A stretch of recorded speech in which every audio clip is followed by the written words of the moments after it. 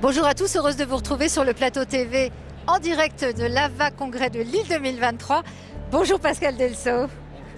Vous êtes un vétérinaire, praticien en Bourgogne-Franche-Comté. Tout à fait. Et alors aujourd'hui, j'ai le plaisir de vous accueillir pour parler justement de la phytothérapie et comment soigner naturellement nos animaux de compagnie. On est d'accord. Alors Pascal, comment avoir pensé à utiliser la phytothérapie dans votre pratique de vétérinaire? En fait, c'est plutôt un lapin qui a pensé à moi.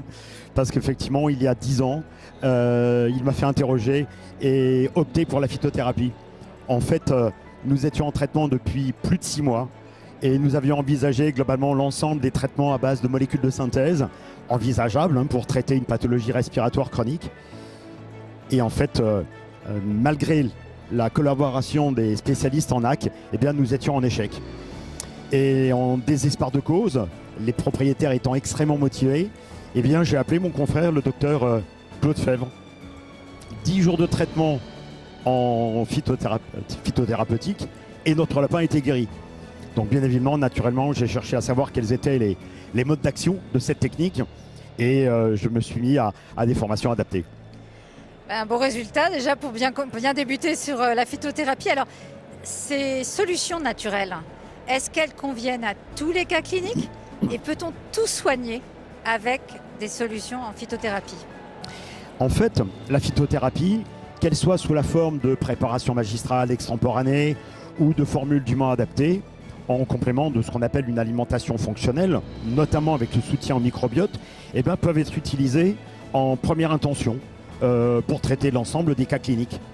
Alors, aussi bien seul, quand on va aborder le patient sous le paradigme de la globalité de l'individu, mais ça peut être aussi en association avec des thérapeutiques à base de molécules de synthèse, à la fois pour diminuer leurs effets secondaires, mais aussi diminuer leur dosage, et puis enfin en complément avec la chirurgie ou des thérapeutiques anticancéreuses, à nouveau à la fois pour diminuer leurs effets secondaires, mais aussi pour permettre d'améliorer le rétablissement de l'individu.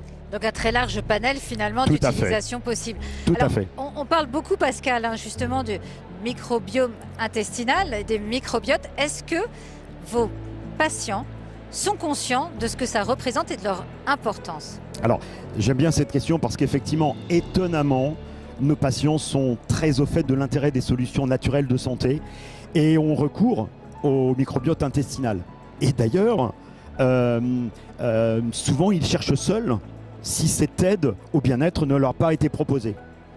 Alors par contre, à côté, en pratique vétérinaire, si le praticien n'a pas intégré cet intérêt majeur du microbiote, eh bien en fait, il va souvent considérer que son soutien est en fait une dépense accessoire, anecdotique, et alors qu'en fait, ça contrôle 60% de l'immunité et par conséquent de l'inflammation.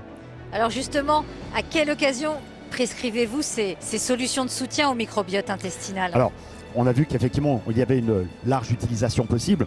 Moi, je l'utilise, ce microbiote intestinal, eh bien, dans tous les cas de ce qu'on appelle de rupture homéostasique, c'est-à-dire aussi bien des cas polymédiqués, ensuite de traitement antibiotique, bien évidemment sur toutes les pathologies inflammatoires chroniques, qu'elles soient digestives, respiratoires, cutanées, ostéo-articulaires, urinaires.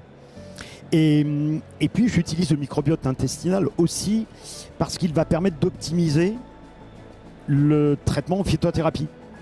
Pourquoi? En fait, tout simplement parce que 80% des principes actifs ingérés vont passer par un cycle entéropathique, cytochrome, B450, conjugaison, pour être métabolisés.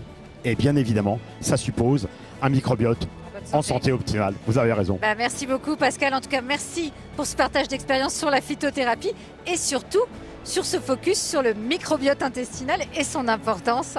Et puis si les personnes ont plus de questions, tout simplement, eh bien, contactez votre délégué Wamine ou allez sur le site internet de Wamine. Merci Pascal. Merci. Bon congrès.